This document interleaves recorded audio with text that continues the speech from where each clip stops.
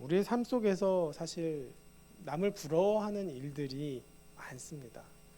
그러나 그 남을 부러워하는 이유는 결국 내가 갖지 못해서 또 내가 갖고 싶어서 이런 생각 때문에 부러워할 때가 많다는 것이죠.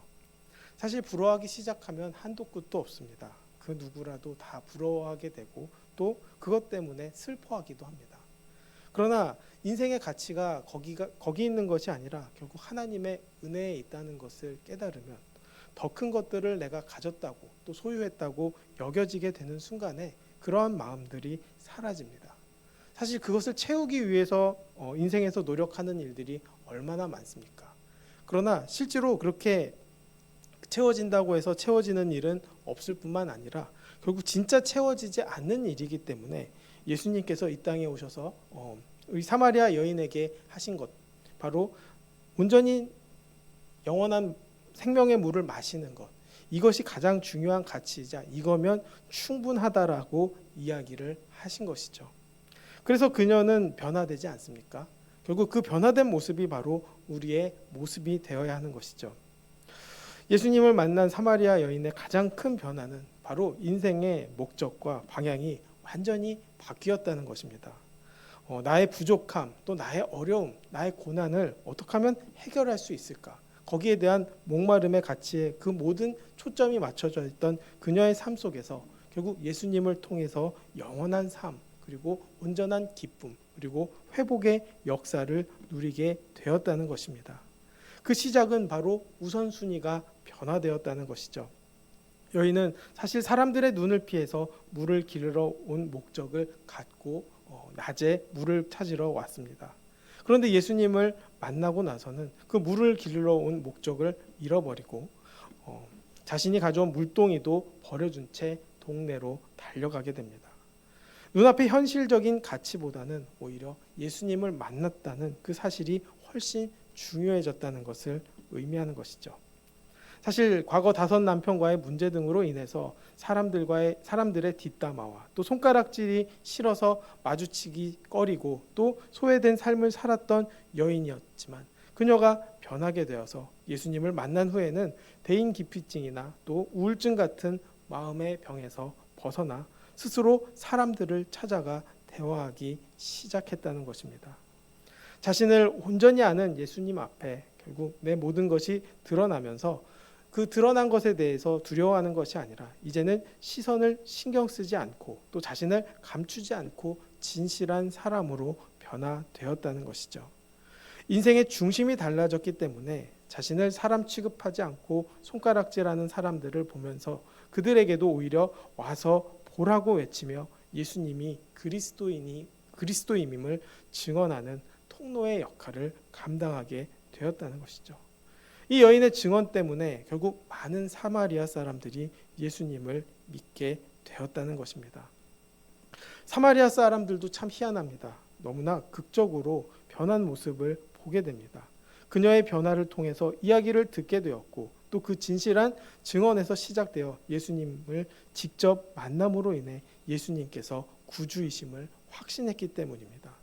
사실 유대인들도 그렇게 확신하지 못했고 오히려 예수님을 거부하고 비난하고 비판했지만 이들은 말씀을 듣고 변화되었다는 것입니다.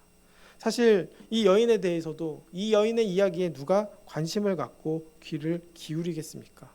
그런데 그녀가 변한 모습을 보고 예수님을 만나게 되었고 또 그녀가 보라고 한 그 예수님의 말씀에 그들은 압도되어 결국 예수님의 말씀을 듣기 시작했고 이것이 축복임을 깨달았다는 것입니다.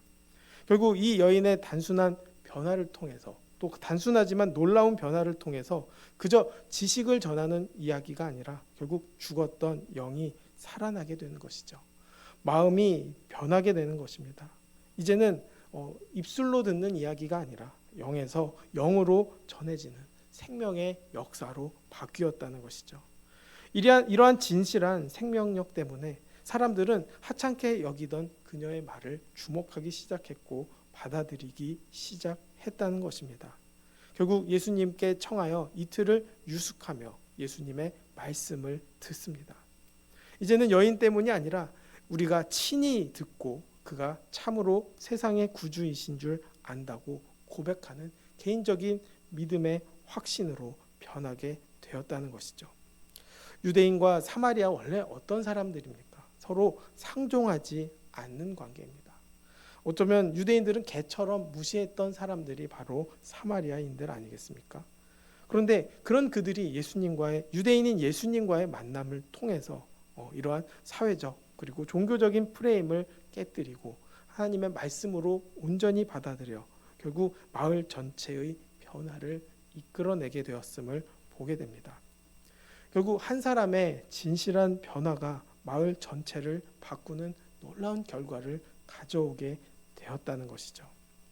사마리아 여인은 이제 자신의 결핍을 채우려고 했던 그 삶에서 벗어나서 이제는 사람들에게 생명을 전하는 풍성한 삶을 살게 되었고, 또 사마리아인들도 바로 풍성한 은혜를 바로 살게 되었다는 것입니다. 결국 예수님이 사마리아 사람들에게 하신 말씀이 무엇입니까? 결국 영원한 양식을 먹으라.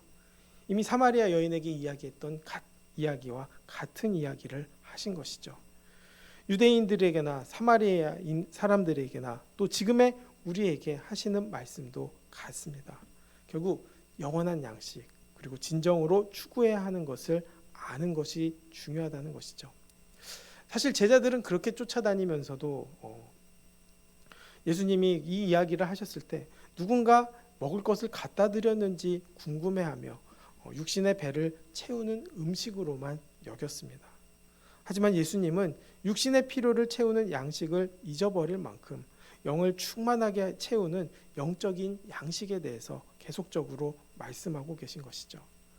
결국 그 말씀을 통해 하나님의 뜻을 알고 또 그 말씀을 따르고 순종해서 그 주님께서 주신 또 그 주님께서 부여하신 사명을 완수하는 것이 내 삶을 지탱하는 에너지가 되는 양식임을 말씀하고 계신 것입니다.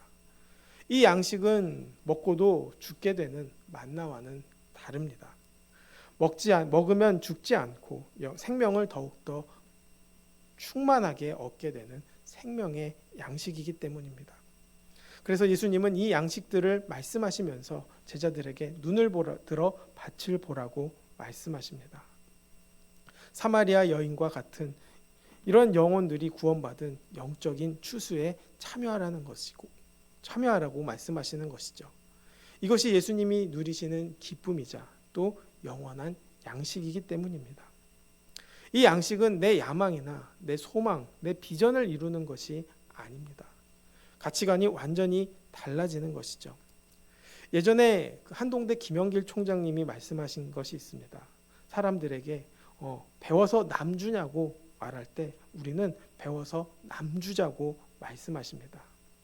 한 글자 차이지만 완전히 다른 의미를 갖지 않습니까? 결국 우리의 삶도 마찬가지라는 것이죠. 삶의 기준이 변화되는 순간에 나를 위해 챙기는 삶이 아니라 나를 위해서라도 오히려 나누는 삶을 살게 된다는 것입니다. 우리의 삶도 마찬가지죠. 날마다 주님이 주시는 깨달음을 통해서 하나님의 뜻을 순종하며 또 그분과 동행하고 사는 그 삶이 온전한 의미이자 기쁨이 되어야 한다는 것입니다. 우리의 인생도 마찬가지인 것이죠. 나를 보내신 이의 뜻을 행하는 삶을 사는 것입니다.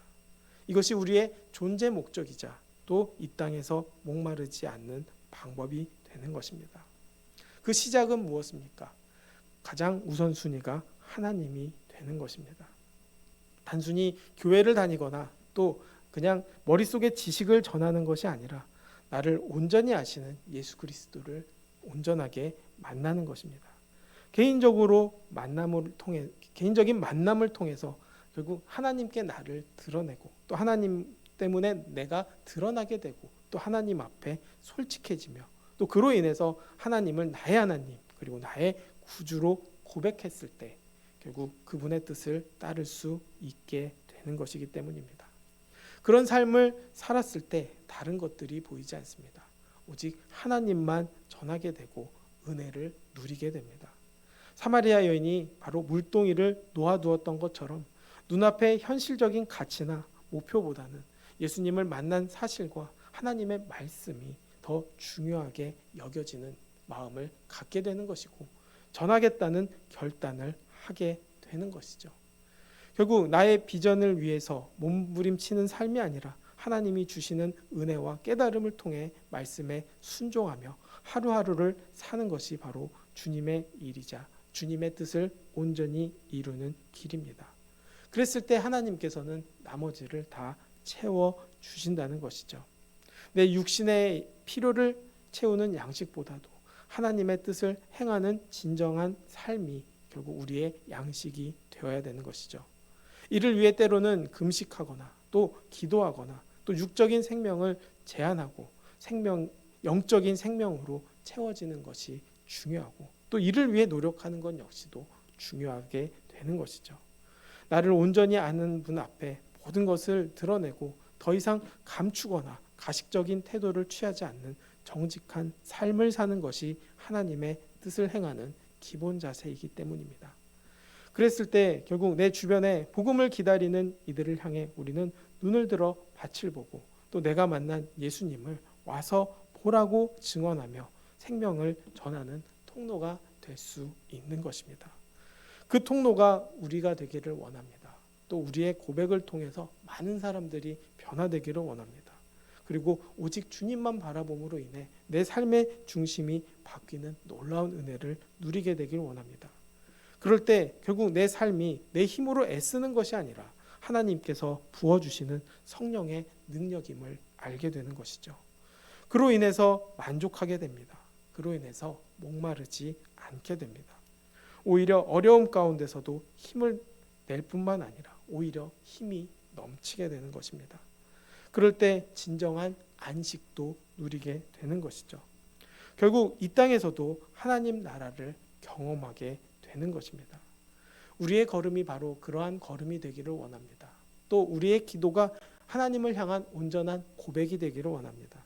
그리고 그 고백을 통해서 우리가 가는 걸음걸음마다 하나님의 나라를 이루는 놀라운 축복을 누리는 우리 모두가 되기를 주님의 이름으로 축원합니다. 기도하겠습니다. 사랑과 은혜가 많으신 아버지, 나의 만족이 하나님께 있음을 늘 고백할 수 있도록 도와주시옵소서.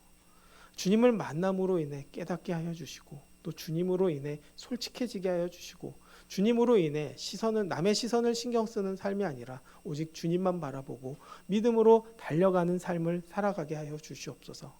사마리아의 여인의 고백이 우리의 고백이 되게 하여 주시고 우리가 가는 자리마다 그 복의 은혜가 넘칠 수 있도록 도와주시옵소서.